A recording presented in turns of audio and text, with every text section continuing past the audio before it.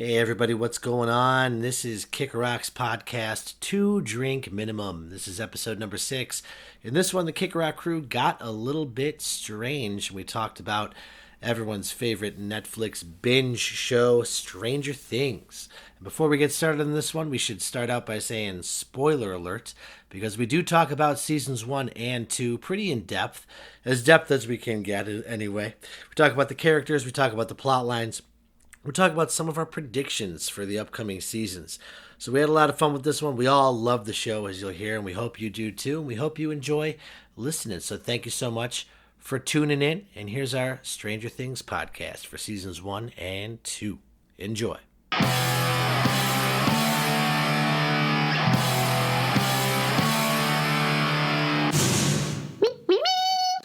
Gentlemen, cheers. Cheers. Cheers. Cheers. Right. What's going on, everybody? We're about to get weird. We're about to get, should I say it, strange. Oh, this episode. We're talking about Marvel's Doctor Strange? No, damn it, JT, no. That's a good movie. Which was alright. We got the whole crew with this podcast again. So I'm Bill. I'm Joe. Tony. Sergio. James T. Malloy.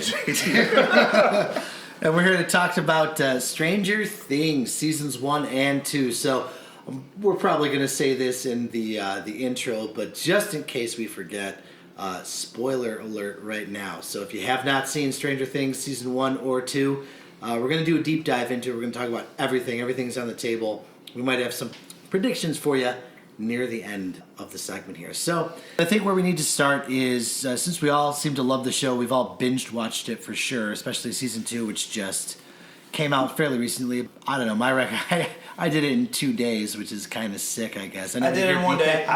You did 1 full day? I did. Wow. That's crazy. That's insane. I think we broke it up into like 3. Yeah, it's I was 3 or 4 actually. Yeah.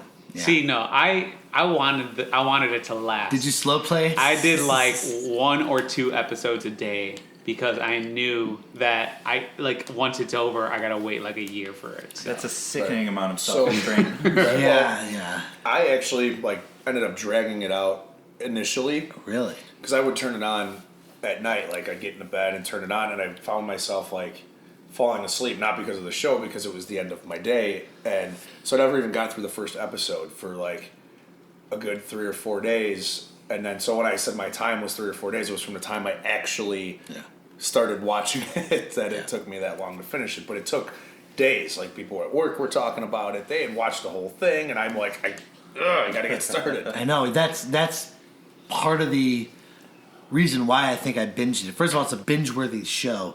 A lot of Netflix shows lately are, but with this one, I didn't want to get spoiled. And and it's so easy in this day and age, which is unfortunate. But you can accidentally get spoiled on some things, and that's terrible. I hate that. Mm-hmm. And it was really highly anticipated for everyone. Even Netflix themselves, they put a countdown clock to midnight of the day it was launched. If you went on your Netflix, there would be a Stranger Things 2 countdown leading up to midnight of the October 27th, I believe it was, and I'm pretty sure they've never done that for another show. So, just give you an idea of you guys how ever wildly popular it is. look at Netflix randomly, like on April Fool's Day this past year? Oh yeah, I remember seeing that. It was filled up. Every category was just stop or my mom will shoot. Sylvester Stallone and stuff. No. Every movie was just lined up for everything. That's fantastic. Yeah, That's it was awesome. it was hysterical. Yeah. Good So job, Netflix. I thought you were gonna bring funny. up. Didn't they do? I thought it was April Fool's, but they did something recently with. I forgot the guy's name. He was on Arrested Development. He played the brother who messes up. Tobias? No, not Tobias. No, Will Arnett. Thank you, Will Arnett. Where he it was a Netflix thing where they basically for 24 hours they just had him doing his own show of stupid stuff. You guys don't remember this? No. I gotta look it up. It was literally I almost think they live streamed it, and it was him just. I thought it was April Fool's. But it was just him just doing stupid stuff. I would have watched 23 minutes of that. In Yeah. No.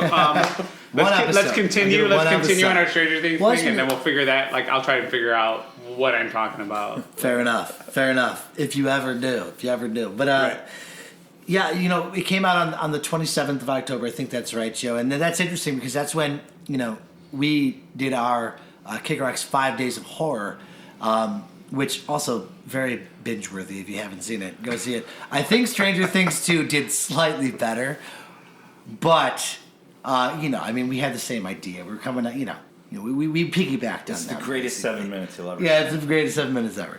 It's the only reason our numbers are so low. Yeah, Yeah, right. Stranger Things killed buried us on. So it why- we got buried on Facebook. by we Stranger we Things shouldn't be 2. praising this Rightly show. so. We should be hating on this Yeah. show. But it's too good to not praise quite a bit. So let's get into it. Let's actually talk about that with the first 2 seasons thus far. Let's talk about what are in general. What's your favorite thing about the show? Like, what draws you to it? Why do you think that it speaks so well to us? Because clearly it does to, and I think not only us, but our generation in general, it's kind of speaking to. So why is that, Tony? I'd say right off the bat, the music reminds me of my childhood. The first time you heard the synth, and then anything starring, young kids that are battling monsters has so many flashbacks to all that really good 80s cinema and Yeah. TV. Like we talked a little bit ago, Monster Squad, Goonies, the E.T.s, all that fun stuff. So I think that's what drew me in right away. Yeah, and that's the thing too. Where and what draws me to it is I'm a huge fan of parody and nods to and homages to things that I grew up with and that I love. And this show does a great job of interweaving a bunch of them into every single episode, which is pretty great. So like right from the bat, like you said, you got your Goonies, you got your Monster Squad, you've got your Stephen King, your Spielberg movies, everything that was enjoyable for me as a child and in the 80s, really growing up and watching every episode of both seasons so far has that element to it. So that's what really gets me is that intertwining of all these great genres and nods that I love. Yeah, and I agree with you guys. I was exactly going to say the same thing. It's the setting, it's the time of the whole thing. I think Sergio, once again, was the one that told me even about this show the first season. And what the first thing he said was, so it's set in the 80s, and these kids are growing up, and it was like, okay, I got to check this out. And he described in detail, though, like the kids' room and the music and all this stuff. And so it was all of that, and even like how they dress and the cars and everything about it just brought me back to being a kid. Right. And that's, again, so Bill, like you said, our generation, I think very much so, was initially drawn in by that, and then the show itself just takes you on this ride that you don't want to get off of. Definitely. Yeah, like I said, that's why it's so binge-worthy. Yeah. You know what? I feel like a lot of people overlooked. Like I don't hear people talking about it a lot. Is that Super 8 did this first? Oh yeah. Yeah, that's a good call. Like Super 8 did it this well, first. Yeah. I think Stranger Things is better. I only saw Super 8 once in the theater, but it was so good. It reminded me so much of like that old, and that's what Abrams was going for. Yeah. Old school Spielberg, like with like a horror Goonies twist to it, style, Right. like all that. And so, Kids like, on a Search. When I saw that movie, it was just like something about it was just so authentically 80s feeling.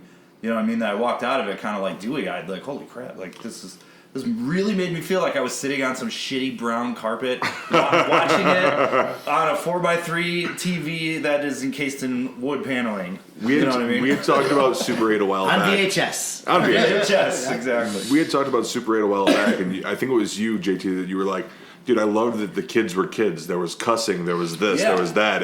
And that's the same thing with Stranger Things. Right. The shits are slipping out, or the fucks, or the piss, or Right. whatever. And 'Cause it's like, people- because kids let that stuff slip out Yeah, when they they were totally do. with Well, themselves. it doesn't- you know it what I doesn't mean? slip out. Well, right. It's definitely well, on you know, they purpose. weren't Yeah, doing it yeah. around their parents, but as soon as they just got Right. together, it was Right. like, anything And went. it's like from Yeah. the late 70s to the early 90s, people understood that. And you know what I mean? It was like Sandlot had that, Christmas Story had that, a bunch of movies that, are very popular. It had kids just like, just cussing at each Being other kids. and just doing stuff that we really did when we were 12, like, shut up, you fucking pussy. And like stuff like that. Like that would really happen.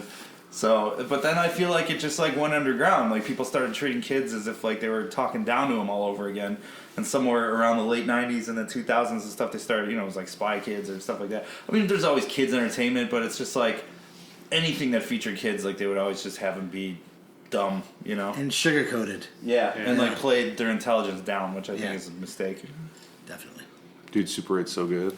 Super 8's great. But then when I first saw Stranger Things, I was like, oh, this totally reminds me of Super 8. But then like I was like, oh, this is a little scarier than Super 8, just a little bit, you know, like as soon as Will got taken in the beginning by the thing, and I was like, all right, well I'm in, and it went as far as to, because Super 8 was a movie, so it was like, well, no, Stranger Things apes the movies too, so it's but they went for more of a classic John Williams kind of score, whereas I really love like what you were talking about, like Stranger E.T. Things or stuff, something yeah, with- or Gremlins. Gremlins Yeah. had a synth sound score, so did That Nightmare on did- Elm Street, and That you know did. a lot Well, of that E.T. stuff. had more of the Williams thing, which I think is what you were talking Yeah. about. What Super 8 had. Right. Yeah, right. Yeah, definitely. So the soundtrack to Stranger Things was more like I don't know, synthesized- like Gremlins or something, you know. Yeah, absolutely. Sarge? What? Nothing I've got nothing to add. to add? Nothing to add. All right, cool. Yeah, we're just so good at mentioning everything, you know? Yeah. Right. You just agree with all of us. Pretty right? much. All right, good input. That's a first. That's the first time ever. Maybe Sergio should start the next one. It's next like round. it's like in the holiday movie podcast where he just goes, you know, I don't have one. I hate all other movies except Well, you just took my pick, so yeah. I don't have I one. already and said my I'm gonna do favorite. negatives. I don't have another one. I love it. Anyway, he's direct. That's why we love him. Director. Let's go right into favorite characters then, because I think these Right. part of the reason why I think people are drawn to the show is because these characters are, many of them lovable and memorable, and they make you feel for them. You know what I mean? I think there's a connection with each of these characters, and they can all, in their own way, remind us of either ourselves or part of ourselves or somebody that we grew up with, or somebody from another movie in that decade, right? So. Anybody got like a favorite character or favorite characters that they just want to shoot I out was there? gonna say I'm gonna start off by saying you can't make me pick one. That's Yeah, not it's fair. tough. It's tough. No. We're gonna It's a good talk call. about like a bunch of them. I'm sure, and I'm sure we're gonna So why don't we just do have that? repeats. So I've got one that I can easily just name. Dustin. Dustin is by far my favorite out of all the characters. out of everybody, Out of not just the everybody. kids. Yeah, not of just the kids. Out of everybody, and the cast is pretty phenomenal. Dustin. I'll admit. Yeah, awesome. Fun season 2. But here's my main thing that I really, really appreciate about Dustin's character is he is very much the voice of reason in both episodes. Like very strongly in season 1, or in both seasons. In season 1.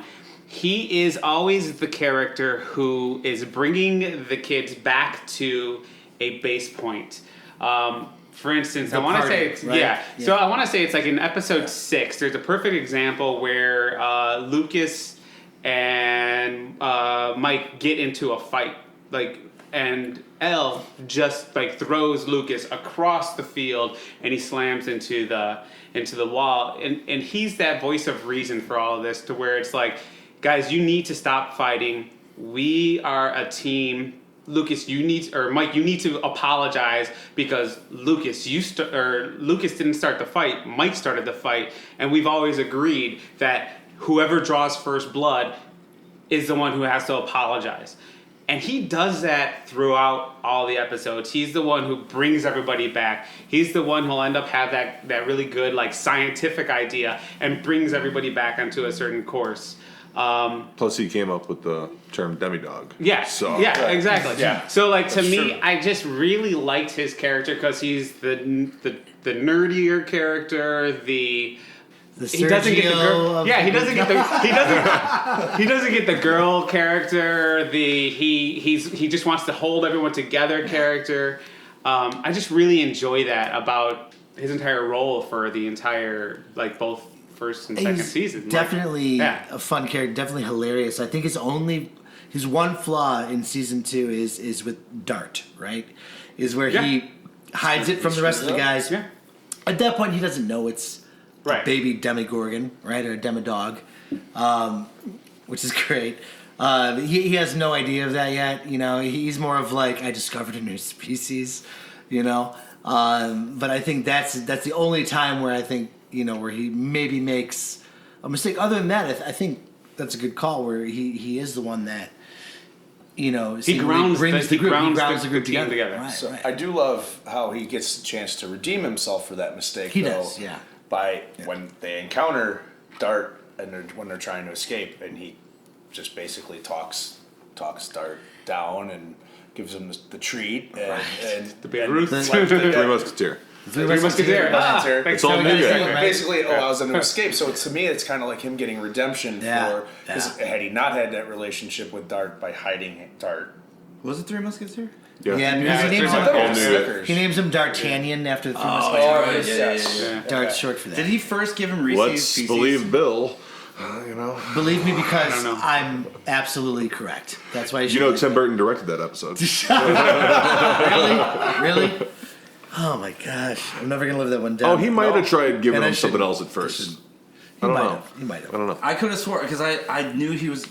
I could have sworn there was a moment where I knew like, oh, he's gonna give him Reese's Pieces because I was calling out the ET The reference. ET reference, right? Before it happened, but then they switched it. Then like To a Baby Ruth, like for a Goonies reference, then. Right. Three Musketeer. Maybe that's why I was thinking Baby Ruth. No, I'm thinking maybe those, but I think it was a Three Musketeers. It was. because It was a Three Musketeers. He As made soon as reference said it, he was to right. all being all nougat because he didn't have his teeth. Yeah. Yeah, Right. And that was his favorite candy bar growing up. There you go. I love how all these wonderful candies have such prominent roles in these Oh, I know. things. Like- Yeah, the 80s was definitely a time of commercialism that culminated in the movie Mac and Me. Piece No. of shit. Dude, I've never even seen that movie, but all I can think about is Paul ET Rudd. wannabe. Paul Yeah, I Rudd know. just I'm bringing Conan. that every time he's there. There's a ever whole see him? scene in that movie where they Mac and dance Me? with Ronald Yeah. McDonald and the stupid little puppet is dancing with all of them in McDonald's. You made me watch that once. Oh. You ever seen Paul Rudd on Conan O'Brien?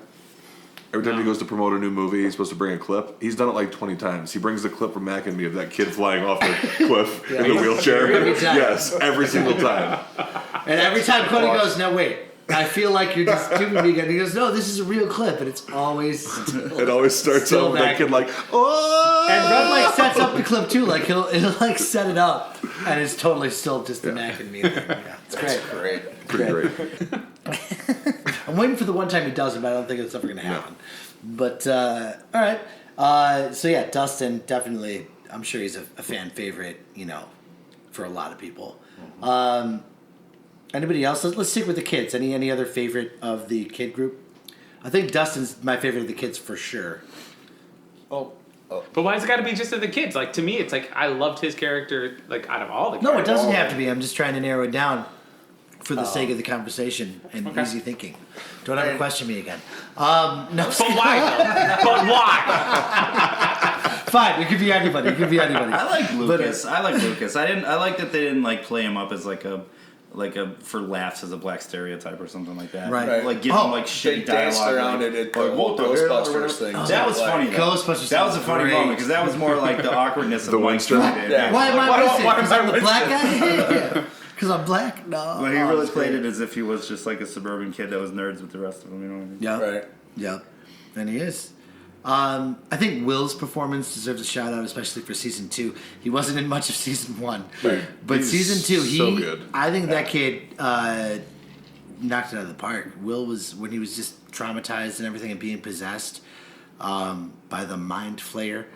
It was awesome. He really did. He really did a great job with that. I think it was scary, even at some points, to see him just shaking and staring and everything, and then screaming and writhing in pain at some points. So I think that was pretty good. I will say that Mike, they're all good. All these kid actors are great actors, no doubt. Mike, personally, at least the first half of season 2, I was a little annoyed with Mike. I liked him in season Yes. 1. Then the first, I think 4 or 5 episodes of season 2, I was like, stop whining. 11's coming Yeah. back, you baby. We all knew it. He didn't know it, but he Right. just was just so Right. whiny. I feel in the first. He's a couple kid. episodes. His girlfriend's gone. Right, right. Well, and I totally I get agree it. with you. I had the same feelings on him, and I feel like I saw somebody even post that on Facebook. Like, can we all just agree that Mike's just the worst? Like, Who was that? Tom McMahon did that. We'll give him a Yes. shout out. Tom McMahon. Tom Good post. McMahon, He was yeah. spot on, I think, on that one. Yeah, it could be. He was in the second season. It was just like, oh my god, shut up! Can they take him next, please? Like, dear Yeah, God, I know. Why isn't he in the Upside Down? Well, you know what's Right. cool about Leave this, them there. What's Like- cool about this show though is that they actually let you they let the characters breathe in like a 3-dimensional way because mostly because they're so long. It's not like a 2-hour movie where they have to stick to an archetype. Right. A lot of the characters are archetypes, but it's like kind of like Steve or Nancy or whoever. It's just like they'll make you hate him 1 second and then they'll do something to redeem themselves. So it's like Mike will be really whiny, but then he'll snap out of it eventually. You know what I mean? So it's like they let you dislike and then dislike a little, then like again the characters. You know what I mean? Like they let them have flaws and Human. let them, Right. yeah, be very human. You know. I feel like, and on that point, I feel like compared from season 1 to season 2, they did go more into each of these characters' lives in season 2 than they did in season 1. Like in season 1, I felt like the main focus was more on Mike and his family as well as Will's family, you know. And then in season 2, you get this inside look at like Lucas's sister Right. and like that whole family, like things It that are shows going on in great. that household, and Dustin's family and the whole Yeah. relationship And with his his cat, mom. R.I.P. Yeah, from and the Dustin's cat. cat. And it's Yeah. like you got more of a glimpse into each of all of these characters' like home lives in season 2 than you did in season 1. Right. And I actually kind of enjoyed that because it gave like it brought more of a connection for me with those characters and their own personal lives as they pertain to the whole story. So And that you brought up Lucas's sister. I actually read something after I finished watching the show. Like she was just some like young, child actress from Atlanta that they just put in this role. She wasn't meant to have a lot of lines. She wasn't meant to have that as big even a role as she had. But that actress, that child actress, they loved her so much and how she was that like it grew. The character grew. That's awesome. Oh, well, And- Lucas's and sister's she's- hilarious. And she's going to end up playing, from what I read, a little bit more prominent role Good. even than Nice. she did. Good, I'm glad because that So- scene where he's posing as the Ghostbuster, and it just shows her like looking at him like mouthing like you loser or whatever Right, yeah. is Yeah. priceless. I love it. Let's talk about then. Let's finish off the main party of the kids. Then let's talk about 11. Could anyone else? Did it take anyone else a while to get used to her hair from season 2? Yeah, It really bothered me the first couple episodes. I like the shaved head bald. yeah, And then right. the little curly Sue she had going in season 2. yeah. Someone You know, called until it- she went all Until punk. she Yeah. went punk, right? Someone called her a miniature Ripley, and I was like, I can see it. You know what? Now that you mention Maybe it, maybe right. that's intentional. Now that you mention that, Could be, but yeah, it there's drove definitely me nods nuts. to aliens throughout the whole thing. Absolutely. So, But yeah, that might be on purpose. Who knows? it drove me crazy. Minnie Ripley, I like though. That's Yeah. great. I remember the first time I even saw it in season 2. I was like, "What? What's happening right now?" I mean, it's a great sci-fi concept to have a character that starts out with just, tattooed as a number, Right. doesn't really have a name, doesn't really have a persona, doesn't know who she is, meets this group of kids who she befriends, and she's the ET in this. I mean, season 1 did not stray away from that fact at all. It was very much 11 was this ET type character, to the point where they actually had a bike chase with government officials after them. And instead of flying, she flips a van, which is more badass than ET did, even though flying's awesome. But that was, I think there's a definite connection there. And then in this one, you see, obviously with the passage of time, she's growing up and getting a little bit more control over her powers as well, it seems. Even when she throws tantrums and she uses the power, we can talk about the scenes later, but that's just awesome when she gets upset at her, would-be stepfather, Hopper, and just slams the door with her psychic abilities is I think, an awesome scene right there. It's just great. What would a kid that had those powers do if Right. they were Yeah. upset? Well, and that kind of like almost like to the comment I made earlier, where they actually went into each little kid's Right. like family lives, which I loved the fact that they created this family life for Hopper and 11. Yeah. We really got to see home life for each of these children Yeah. in season 2.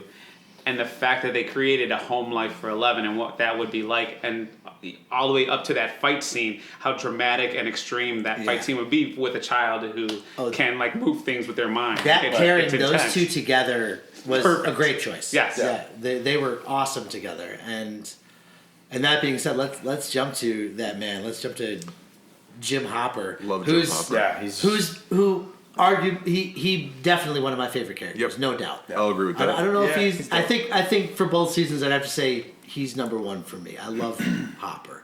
Yeah. Chain smoking, grizzled, but with so much heart. You know what I mean? Like wants to take care of this girl, this abandoned 11, right? And he's such a badass. And it makes Yeah. sense because they built up that emotion in season one with he lost his daughter lost his dying to daughter. cancer. Yep. That he would have this attachment to this poor girl who's like stuck in a medical facility and ends up like Oh, with absolutely. no family. So it's the obvious choice. It's the best choice, but obvious choice. Yeah. And actually, I was going to say something about 11 to go back for a second here. Like one of my favorite things about her character and stuff is just learning more and more and more about her. Like in both seasons, like her background, where she came from, who she was, and you learn a lot more in season 2, obviously, and it progresses. But then now to her relationship with Hopper, I love that, like you said, she's learning who she is, she's figuring out who she is and everything. And at the end of the day, though, she's still a normal kid that doesn't get why Dad said no. You know what I mean? Like, that's a good point. Like she doesn't understand. She's not comprehending what he's just looking out for her, just like any other kid would. So she still has that normal kid quality about her while having so much else going on.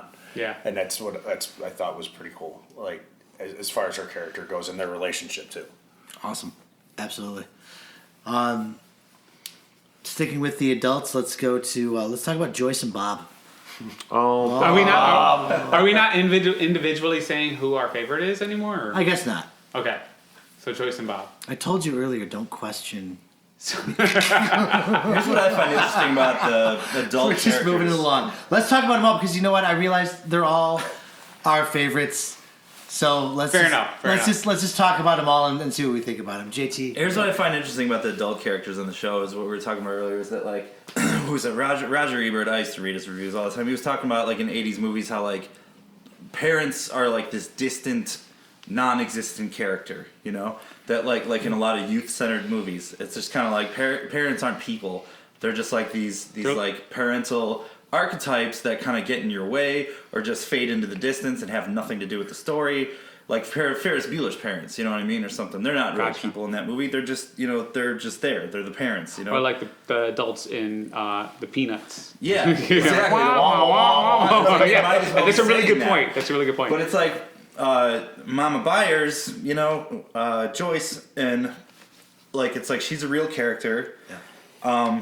So are a lot of the other adults like Hopper and stuff like that. But then they have their cake and eat it too because Mike's parents are the wah wah wah parents. Yep. You know? Yeah. Yeah. Like even though the mom has a little bit more depth than the piece of shit dad, like Yeah, the Wheelers like suck. yeah, they're both like it's like, honey, are you going through something? You can talk to me. No, mom, and then she walks away, and that's it. That's all she gets, you know. Or just the dad goes like, I'm trying to fix the TV or whatever, you know what I mean? Or like, Right. I can't believe everybody left me at the dinner table. Or You know? Dustin's mom, like, where's my cat? I gotta go Yeah, find my right. cat. Yeah, she's an archetype too. Yeah. Well, and it's funny him calming her down and like talking her down like he takes the adult role when she's Yeah. broken up and freaking out about her cat. Like Well, that's the thing. Is like it's like Joyce and Will feel like a three-dimensional characters interacting with each other, whereas like they kind of like have their cake and eat it too. Like I said earlier, where it's like the other characters you're supposed to just see their point of view. You're just supposed to Right. see Nancy's point of view and Mike's point of view, as opposed to their dumbass parents, because you're like supposed to live vicariously through them, as like they're like the main focus or whatever. And it's almost kind of. It's not jarring because it's like they do it so well and they play with the cliches so well that it's not jarring that like one set of parents is just these dumb outsiders that you don't care about and the other set of parents might be like these three-dimensional characters that are totally have like motivations and you understand them and you get to watch them act out long scenes, you know what I mean? So it's kind of funny just to see the both of those things together in the same series, you know? Definitely. No, that's good a point. really good point. I never thought about it from that perspective. Like, this show does bring the adults into it way more than any 80s show has ever brought like kids as your antagonist versus like adults as your antagonist. So that's a really good point. Yeah, I like like that. Joyce and Harper are right on, or Hopper, I'm sorry, Jesus, are right on like the front lines basically with the kids in their battles, you know, at the end of both seasons. Yeah. You know. And And that's very different. I think we need to pour one out for Bob though. Yeah. Saddest death. In Stranger Things, I was just like, oh no. Thus not far, Bob. yeah. Sorry, Barb, but Bob I think takes the cake on that one. You know, Bob is definitely more sad. I think. Yeah, if your name ends and begins with B in Stranger Things, fuck you. You're in trouble, right? Yeah. Yeah, and his last name is Newbie too. Bob Newbie. It's great. I love that Sean Astin was in season 2 because it's as if Mikey from the Goonies. What would he be if he was an adult? That'd be him. He plays that character. Yeah. He's playing Mikey grown up. Yeah, And it's he's all wide-eyed. That's true. fantastic. Yeah. Fantastic. So I loved everything about his performance.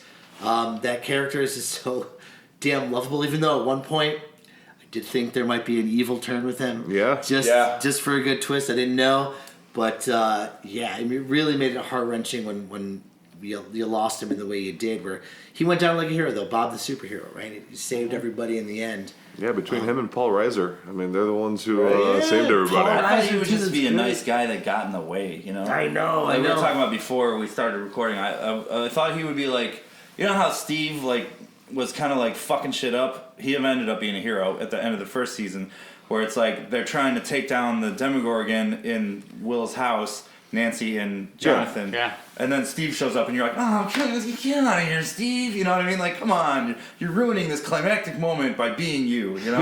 Like, I thought they would do that with him. I thought they would all be like, all right, it's going to come soon. And then he'll go in there and go, what's going on? Why is this happening? And everyone's like, no, calm down. You know what I mean? Like, I thought it would be like that, but no, they didn't do that. Which they almost did, but then they steered him in the direction like the map scene. Yeah. Like where it's Yeah, like, he got we got a involved. puzzle for you to Yeah, solve. he was butting in, gotta and find then the they answer. invited him. They're Yeah. like, what's at the end? She's- Pirate treasure? I mean, how many times He's Mikey. did she say? He's Mikey. Great growing up. reference. Yeah. Like how many times did she say no questions, Bob? And then Yeah. finally it was like, Right. wait, like once he figured out what it was, he was like, wait a minute, It's a and then he was map. all into it and stopped asking questions. He didn't Yeah. care anymore. Yeah. That's good, though. That's good that he slowly believed it.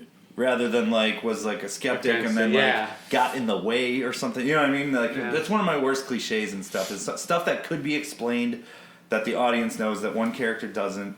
Like it just isn't explained. Just isn't for no reason. It's just why did you cheat on me? It's like, honey, I can explain. No, I'm out of here, and they leave. And it's like you could have just said, no, this she just came over and had coffee and blah blah or whatever. This something that can be easily I feel explained like is not. have you used that Right. before? Did that work for you? Did that? Wow. I'm a cheater. I'm Let's kidding. get this out there. Never cheated in my life, you fuck. It was Bill's joking. yeah, as per usual. Let's you mentioned the teens a bit. Let's end on that group, I guess. So we got Jonathan Byers, Nancy Wheeler, and Steve Harrington, everyone's favorite off-tear hero. I want to jump in real quick with John Byers because a lot of people hate on him, but first season, I do. When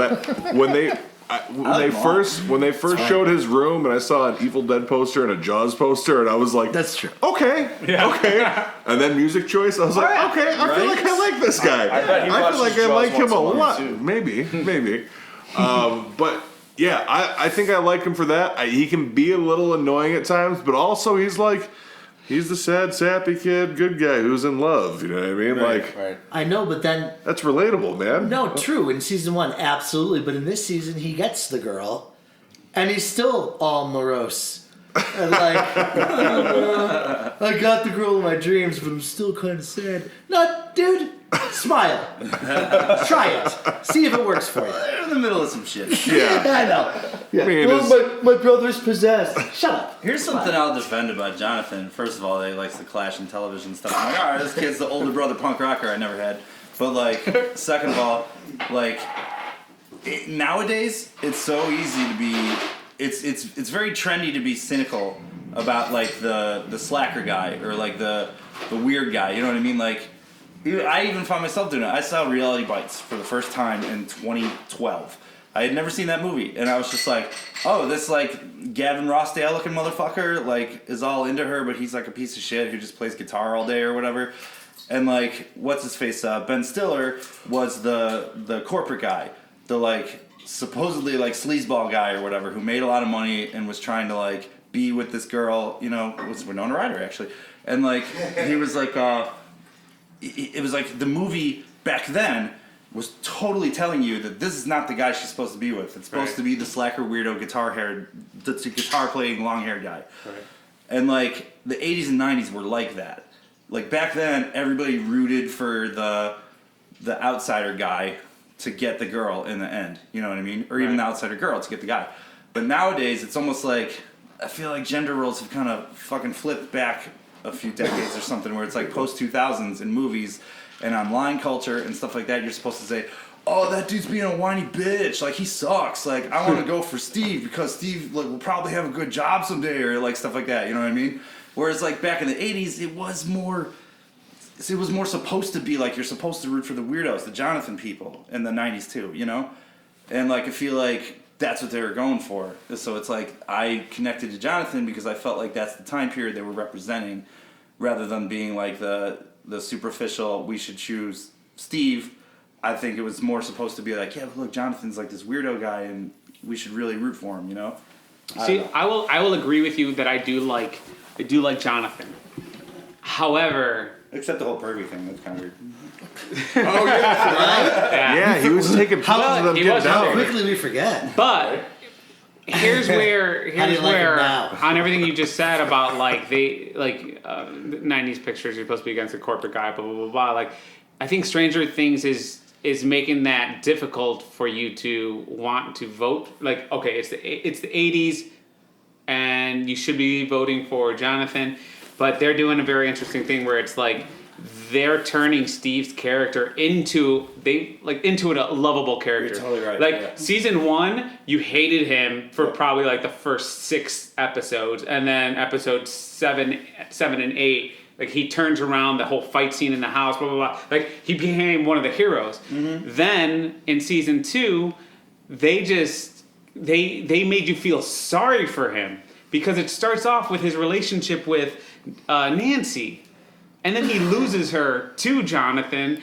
And then he creates this budding, like, old big brother relationship with Dustin that, like, you don't even expect. So and now good. all of a sudden you're just like, man, I really like that. I really like Steve. Steve I really easily, like Steve. easily like another top 2 for me, probably He is a good Hopper and character. Steve at this point. So good. At this point, I love Steve.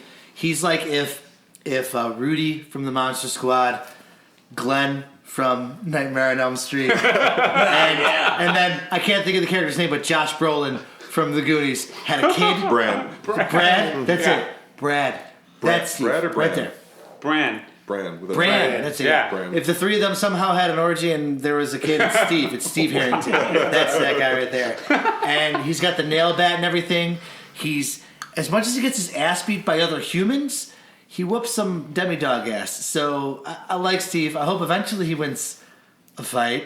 So I thought for sure he was going to whoop Billy hold pretty on. bad. He but, got really funny this season too. He's great. Yeah. Wait, so he When he can, talks about some was good- it Farrah Fawcett? Yeah, the hairspray. hairspray. That's fantastic. Just the KFC line, you know what I mean? Like, he's got some funny little bits this year, so. Yeah. But I Or love- like, wait, so we're on the bench? No, you were on the bench. Yeah. Go ahead, Jones. I just loved him and Dustin together, like their whole That's a great the duo. whole time together. Adorable. It's a funny duo. Yes. yeah. Yeah. He's got this older brother. You know, they call him the babysitter. He's got, you know, it's pretty great. His whole relationship with them, and I hope, you know, in future seasons that he sticks around. I know he's getting to the point where he's got to go to college or whatever, but I'm hoping he stays in the town. Other characters, I guess, to note really quick, the 2 new characters that we got Mad Max, yeah, we got Maxine, and we got her brother Billy. What do we think about them? Billy's a douche. Oh, fuck Billy. Yeah. Yeah, He's a real asshole. He's like my least favorite character, I think, in the history of television. Oh, yeah. It's like Great I really portrayal. hated Dude. him. because the actor plays him like there needed to be a human antagonist, and that's him. He does a great job of it. He does. Well, because you Douche thought it was job. going to be Paul Reiser, and it wasn't. He turned Right. around. So the guy plays No. Billy. But, like, I thought he was going to turn around because he was such a dick, and then For at least for his sister. yeah, right? but they're on the basketball court, him and Steve, and he just nails Steve and drops him, and he's like, "Plant your feet. You'll take the charge next time, or you draw the foul next time." And I was like, "Oh, he's giving him tips. Like maybe he's going to be cool making him now, tougher or something. And then he was just a dick again. He just didn't stop. Just awful. He's a terrible Like person. the best part to me that happened to him was when his dad like damn near made him cry for Yeah. losing Max. Like I'm like, good, this little shit deserves it. Like, Well, yeah, but that's showing. but where It's he got starting it to show from. where he got it from. Shows too. where he got it from. For Showing sure, that he's but- human too. But yeah, what a dick. Yeah. There's So- that and Mrs. Wheeler in the tub reading her romance novels, and then That was opens his the best door and he's scene. there. It's hilarious. That was his best scene. Yeah. And they're like, Oh. are they gonna hook up now? I don't know. That's You know what I don't like about Billy is it's the same reason I don't like Christmas Story and I don't like The Office, is because it gets it too right. Too real. You know what I mean? Like Billy's too real. He really, really reminds me of like a socio-fucking-path that you would know when you were like 17 or Right. 18. You know what I mean? just a Where it's bully like- to be a freaking bully. It's Yeah, like this guy is not just a bully. He might really kill me. You know Right. what I mean? Like he really might kill me. Yeah. Like he might pull a knife on me or hit me with his car. Like he almost did to the kids. You know when like it's just like just the intensity in his voice when he's just like, oh yeah, or something. He's turning up his metal music and like is about to run them over and she has to like stop him from Swerve. doing that. You know? Yeah, I thought for sure he was gonna hurt or kill Lucas at some point because like he definitely doesn't like But him. it's just Right. I've been around those people when I Yeah. was younger. You know what I mean? And it's just like there's something unsettling about it, and it's like that. I don't know. It got it too right. You know. And then Max, I think his sister's. I think she's okay. I like She's her. sweet. She had her guard up, Sweetheart. rightly so. Look at her Sweetheart. surroundings. I think she's a necessary addition so that the other like characters, the young characters, can have.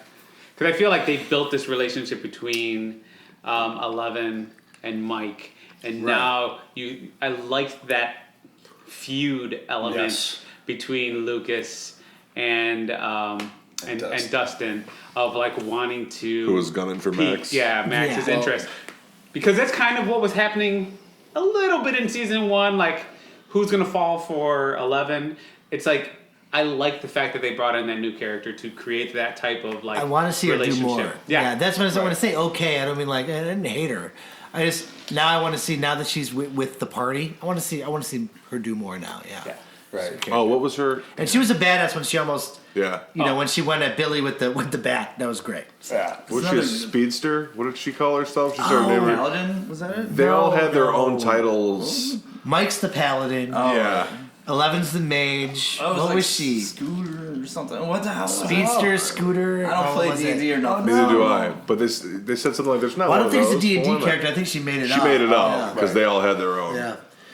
I forget, but a speedster we'll call it for now. But yeah, That's I'm like sure a flash. somebody correct us if you're listening. But She's got the Speed Force. Yeah, something like that. She's great. Yeah, on the skateboard. Yeah. You know what I like about her is that it's another testament to the great casting of that show is that she even has the facial features of somebody that age who would be a tom girl. You know what I mean? What? Who would She be looks kind the of a part. pissy tom girl who actually could intimidate one of them. You know what I mean? Because sometimes you see the casting in something and you're like, oh, that's just like a hot girl with glasses or whatever. You know what I mean? Like that kind of thing. Right. It's like you just look at that girl, and you know, it's like, yeah, she'll probably be a looker when she's adult or whatever. But at that age, just the way they maybe did her makeup or her clothes or something, the red hair, her facial features, it just looked like somebody that as a kid, as a 12 or 13-year-old, you'd be intimidated by as a girl. Like, well, this girl could beat my high score and beat the fuck out of me with Yeah. the skateboard. You Yeah. know what I mean? Right. Like, I don't know. Not just how she played the character, even just how she looks. It's just fucking It's funny because those are actually like qualities that like we would look at now and be like, whoa, she can play video games? That's awesome. but back then you're like, wait, a girl beating my It score? took 25 years to come full circle Right. on those feelings, but yeah. Yeah. But yeah, exactly. I mean, that was their biggest attraction to her from the start was her video game ability. Like, Yeah. Hey, she you was know, Mad Max on what was the game? Dig Dug. Big Doug. Big Doug. And Sergio, you mentioned like that little like rivalry that developed between Lucas and Dustin. What I even found more entertaining was before they talked to her, like how they were like trying to like, all right, should we go now? Stalkers. Yeah. Yeah. And they wanted to like approach her together and the whole thing, and they were trying to like pick their spot and like, and it just never really got it right. It's also so great the foreshadowing of that too is that they're arguing about the high score of Dig Dug, and a good amount of season 2 is based on underground tunnels underneath. Yeah. Yeah. Pretty That's good- a great pretty good point. Thanks for foreshadowing. pointing that out. I didn't even make that reference. I didn't think of it until he just said Dig Dug. I'm like, wait a minute. So you don't catch that stuff. Hold I on don't think you a catch sec. that in the first viewing. I didn't, but I'm like, wait a minute. This could be a nice little segue into the reference factor of the show. They could. Is because Let's do it. what's crazy about the show, and like before we started recording, we were watching a few videos about like, did you catch this reference, like on YouTube and stuff like that? Is that like sometimes they seem like a stretch, sometimes they're super obvious, but with the Duffer Brothers and the way they do this show and just how much of it melds together into one entity, it's like you can never be too sure, you know? Because like sometimes you want to be like, no, that's too far of a stretch, but then you're like, yeah, but maybe they really did do that. You know, maybe they really did think that far, you know? So it's like hard to tell sometimes what's a stretch and what's not based on how dorky the guys are that made the show. Yeah, I you think know? a lot of it's on purpose. I think some of it is a stretch that viewers maybe find and see Right. and can connect. But I think a lot of what the references are in the Easter eggs, if you will. I think a lot of that's on purpose. I don't know. I think it's smart writing, smart show running. Definitely. Yeah. The And- fact that you can't tell, you're right about that.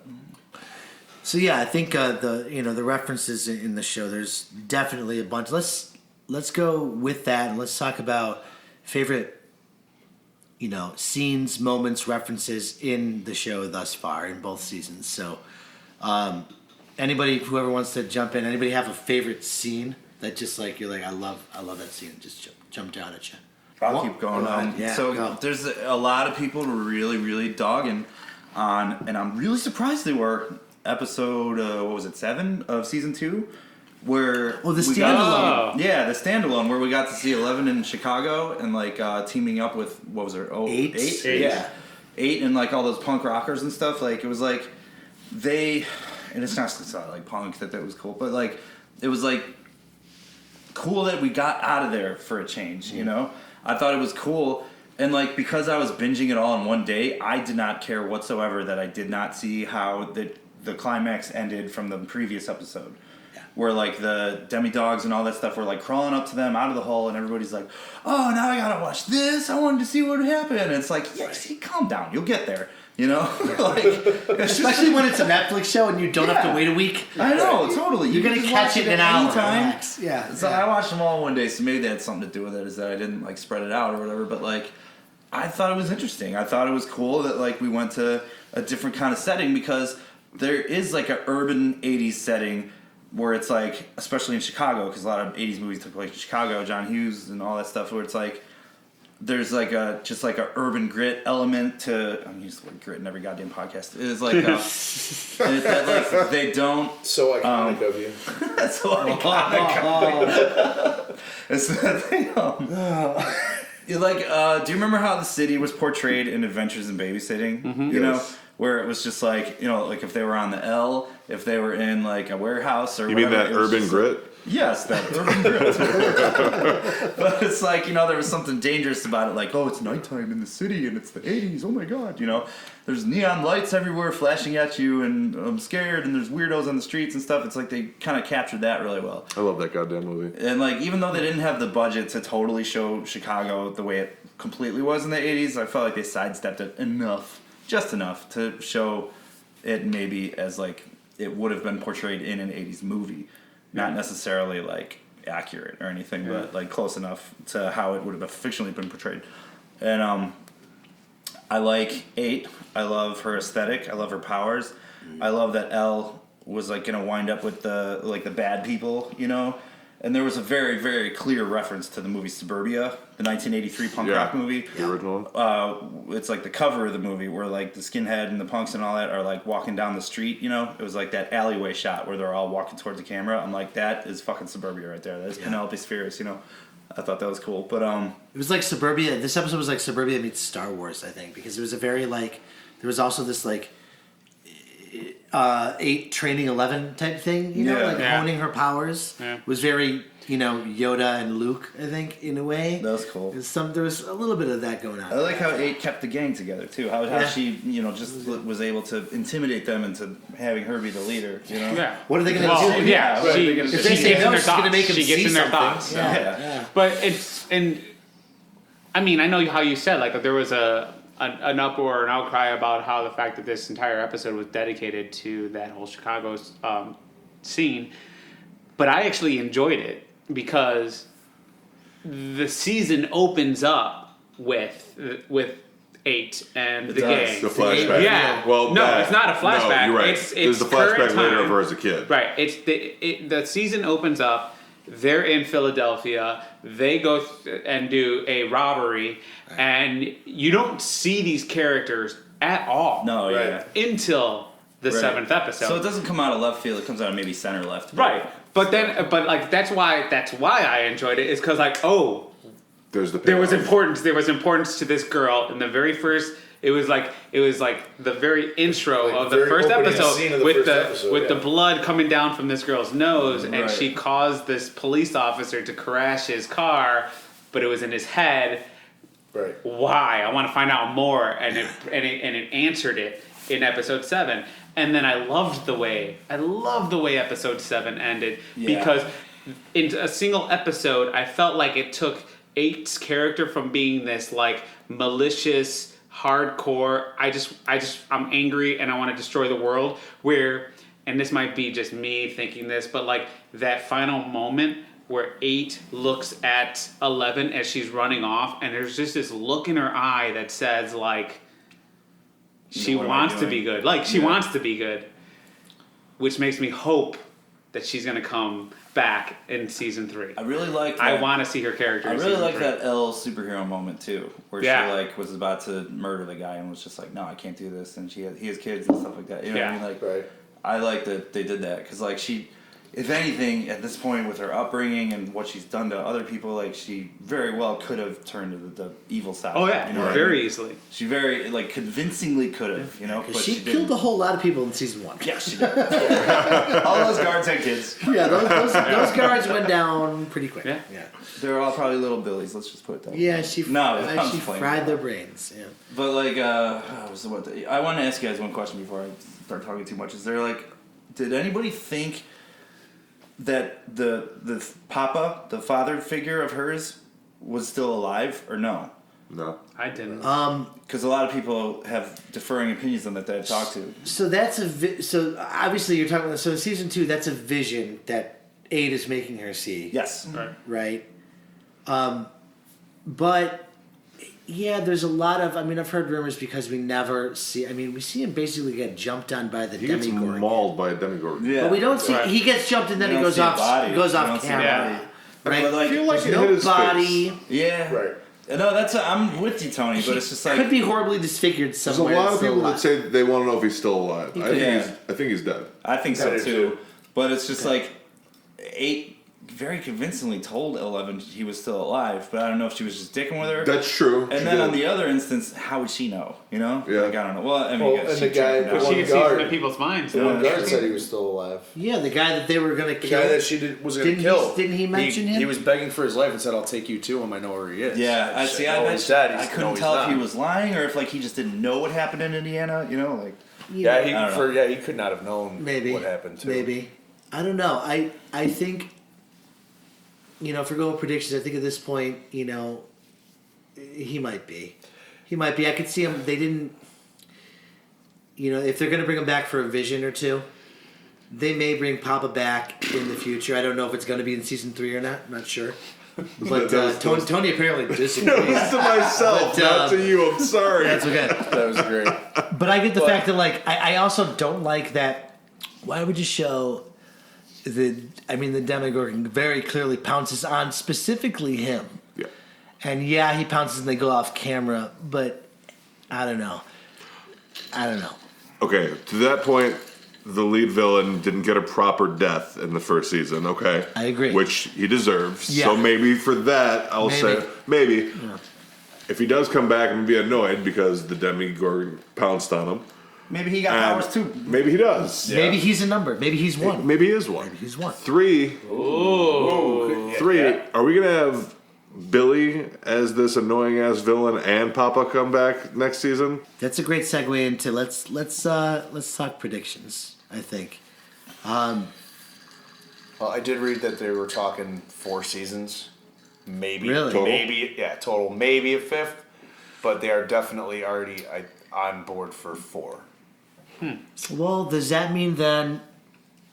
Do we think then that the Mind Flayer, which in a great ending of season 2 is staring at the kids in the Upside Down, he's staring at the school very clearly, still stalking them even though the gate's closed, if that's the only gate, right? Right.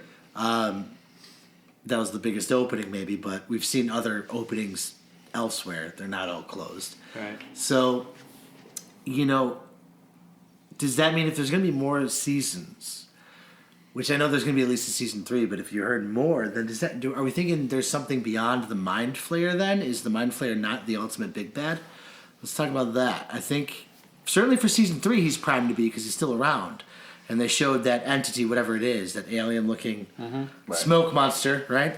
Whatever it is. Is there something else beyond that? Is there something more powerful than the Mind Flayer? Mind Flayer is made up of an Infinity Gem. He's going to be in Marvel's Infinity Wars. So. It's crossover universe. Crossover with the Marvel Universe? I like it. There you go. There you Part go. of the Daredevil universe. Right. Because of Netflix. There you go. I like it. Oh, I see. You see? I don't know. I think the big bet ultimately. I think we're going to see more numbers. So getting back to like how they revealed 8, Yeah, I think that's the yeah. start of. I think we're going to see more numbers. I don't know if we're going to see all. I tend to lean towards 11 was the last, but I don't know. I think 11 is the last. And She had to have been. I want to see 1. That's what I want to Yeah. see, and I want to see were they all good or was like one like did one or Well, two of them could- turn out bad? Are we going I to see like some numbers that are actually using their powers for evil? I like the theory of Papa being number 1 or being a number himself. I think that's interesting. That is Yeah. cool. I 'Cause like that the would idea. explain him surviving too. Yeah. I didn't even And- think of that till we were just talking about it here. I would love the never- reveal if Papa rolls up his sleeve and you see 001 or whatever. Right. That'd be kind of cool for a reveal. And that's a really good point too, because in season 1, like when they go visit, I want to say it's Hopper and Joyce go and visit L11's mom, and they bring up that whole fact about like, oh, it was I want to say they said it's like the 60s, and they did all these tests and LSD and like blah blah blah. Like, could that first round of numbers been the adults who were in these tests? And could Papa have been one of those numbers? those. And is 11's mom like number 5? You know what I mean? she Like has those like powers. That's not bad. yeah. Well, it's then they could get a short circuit reference. Number 5. yeah. Her name's Jenny. Jenny 5. Jenny Her 5. name is Jenny 5. Anyways, but you know what I mean? Like, it'd be interesting if the adults that were in the initial tests in the 60s were those early numbers. I can buy that. That's great. That might That be would mean that she's not 11 because there's a lot more people. She's actually 110. They've been looking at it upside down the whole time. No. Well, they could have. I'm your sister, You got to 80. read right to left. That's how. Yeah, it's Japanese. Wait a second. Oh my gosh. I don't know. I That's guess this is all theory though, but I kinda I hope- like that sorry. theory. I kind of like that saying like there are some adults. I think that I think are there's the more early numbers to be seen Yeah. for sure. Well, I hope to God we see more more numbers. I because- hope there's not too many. I hope they don't focus on it too much, or it could end up being like a really shitty like Fox X-Men TV show. No, It I only feel lasts like one season. You know what I mean? I feel like there's gonna be a handful that. we're running away. Well, right. But I think there's gonna be some that are I feel like, dead. yeah, a handful didn't survive the testing. Right. You know what I mean? Or died at birth or whatever. They're gonna have Like those that's little when maybe backstories. that's Yeah. when the experiments stopped, Right. and then they picked it back up again when they thought they had it right, and that's where like you get 8, 9, 10, 11, whatever. And I would assume that 11 is the last one because she escapes and they don't have any concern about any other children there. They don't. Right. So In 8's, and you remember the flashback with 8 when she was a kid? She was playing with another little girl. yeah, and one gets pulled away. Right. So there's that girl, if she's still alive. Right. Because, like, what if 8 knows more people? You know what I mean? Like, Right. Yeah.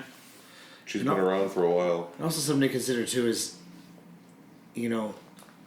when they use their powers, it does seem to. I mean, they show it with a nosebleed, but it does seem to drain them in some sort of way. So, did not all of them make it? Is this something that's going to come into play with 11 in the future? Where how many times can she use these powers like before exert those before powers. maybe is she slowly destroying herself? Yeah. I don't know. You know what I mean? Is that something that they're like just slowly showing us the whole time right in front of our face, and we go, oh, like, oh yeah, every time she does that, her nose bleeds. Like, this isn't good for her. And eventually, is she going to have to sacrifice herself by using her powers? I don't That was know. kind Yes. of that was kind of the thoughts on how the first one ended. Yeah. Not completely, but the climax where it was like she used her powers. All of a sudden, her and the Demigorgon disintegrate together, Right. and then nothing, and they go into the wall, and it's like, all right, she finally did it. She did Yeah. too much, Right. but then she came back. So. Right. Maybe Yeah. through one of those other gates that aren't closed, even though they closed the main one on season 2. What do you mean? Where are you going? Everyone Yeah, just where you stared going? at No, me. I'm with you, but maybe what? Maybe Maybe what? what comes out of the Maybe she came out of those other ones. Oh, she did, And that's yeah. that's what proves Yeah. that those other ones are still existing. But the whole thing was like Because they her didn't show dis- up any- her just imploding or exploding, Yeah. and And she then was she's just just- she Yeah, because just they're in the dissolved. school. I looked at it as like maybe there was one like on that wall or like There was, yeah. but they never show her like go into that. As I'm saying, like before they showed her survive, it was like, oh shit, what happened? Did she just sacrifice herself? I can't Yeah, believe gotcha. she's gone. Right, Yeah, there's little. They implied that she was gone. right, Right. and then 3 minutes I later, do Hopper's tend leading her to think- Egos. Yeah. But I do tend to think that like Legos. whenever it ends, whatever season it ends, that's what does happen is she finally uses Yeah. too much, and like we see Yeah. the end of 11 at the end of the series, whenever that is. I suddenly thought of her sacrificing herself, and it reminded me of the X-Men story, the Phoenix Saga. And then they had the X-Men comic in the movie. Yeah. Yes. And it was the Phoenix Saga. It's that no Or in okay. the show. And So when she's the- closing the gate, she's also floating Yeah, in the air. that was one of the Yeah. Easter eggs I wanted to bring up. Yeah. The first episode when they say, "I'm going to race you here," oh, I beat you. You owe me your X-Men 1/7, whatever it is. It's the Phoenix Yeah. comic, so it's like they totally just slapped that in our face. I would have never noticed that if I wouldn't have saw the YouTube video. Yeah, That's great. But That totally, makes me definitely ship now the ending where she's going to, destroy herself ultimately. Oh no, Probably. no, poor 11. I'm gonna believe Honestly, that now she until might I have see already. otherwise. I mean, Jean Grey's come back from the dead how many times? Yeah, that's true. That's true. It's a comic. You never know. That could be. I mean, that could be all the reference was is that 11's coming back, and they referenced the Phoenix Saga from that. Who knows?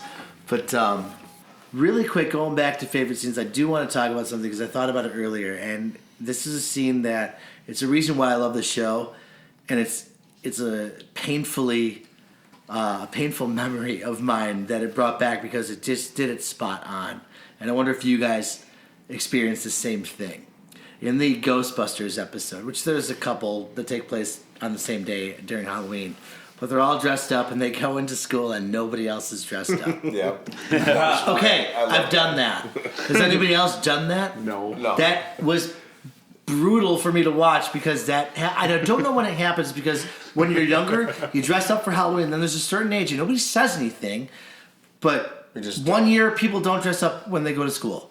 And if you're one of the few kids, me, who's still dressed up, you're a freak. What- And What that did you dress definitely- as? What were you? Rocky. I was Rocky. I came dressed as a boxer. Do you have a bathrobe on? Was your shirt off? Rocky. It was definitely Rocky. This was like I want to say 7th grade because it was junior high around that era where like Oh, suddenly so it you wasn't were- cool to dress you were up anymore. older. And then throughout high school it wasn't cool to dress up. And then after that, when you actually go to Halloween parties and drink, now it's cool to dress up again and dress like slutty maids and shit 'Cause like adults that. are Apparently, idiots. right? I dressed like a slutty maid Tony once. was It's a cool. slutty maid once. Then it's not. Then it becomes cool again. But that period when it's not, I feel like everybody else had a meeting, and so we're not dressing up this year. Don't tell And then Bill. me and a handful of other beloved losers dressed up, and we told ourselves that he was like, no, it's all right. Halloween's still fun. Forget those people. But inside we were like, oh man, we're not cool. Shit, this sucks. Like we just knew it.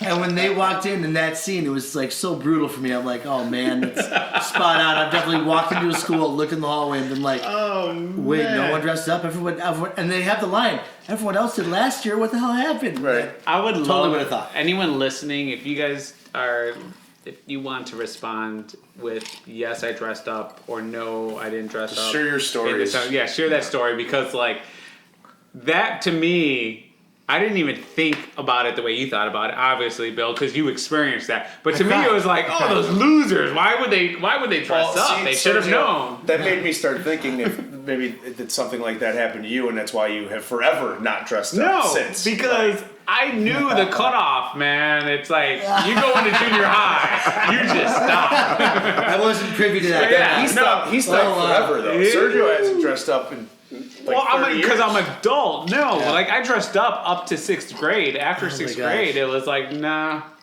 I'm not gonna dress up.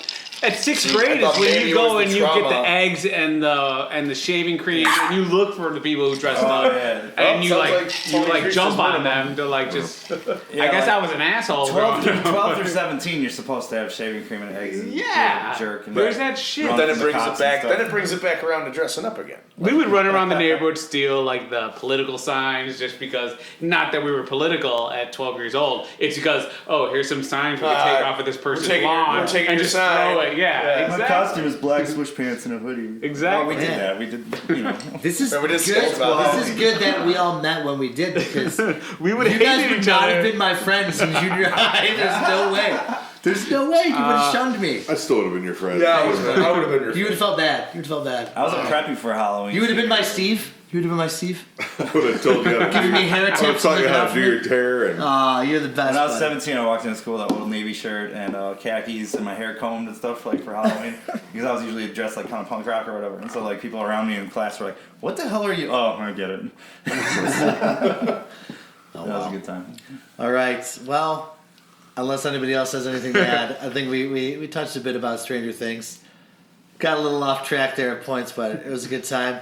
That's gonna do it for this one. So you guys, it was a pleasure. It was really weird, really strange talking to you guys. But hopefully we'll do another one by the time season 3 comes out. We got about a year plus to think about that, and we're gonna look forward to it. Cheers. Cheers. Jesus Christ. Clank. Trying to break us Fucking all maniacs. Oh my gosh. All right, that's a wrap on episode number 6. We hope you enjoyed listening to us rant a little bit about Stranger Things for the first 2 seasons. We got to wait a whole another year and some change, it seems, for season 3 to come out. So we're chomping at the bit for that. But you know what? To be honest, there's definitely a lot of things we missed from seasons 1 and 2. I'm sure that you guys probably have a lot to say about us too. Did you agree with us? Did you disagree with us? What did we miss? What did you want to hear about? Hey, maybe we'll do another Stranger Things podcast later on this year. Who knows? Let us know your thoughts. You can email us, podcast@kickarock.com. Once again, podcast@kickarock.com. Let us know your thoughts, what we should talk about in future episodes. Hey, if you want to be on an episode, let us know that too. So thank you so much again for listening. We hope you got good and strange with us. This has been 2 Drink Minimum. We've been drinking, thinking, and talking shop. Cheers, everybody.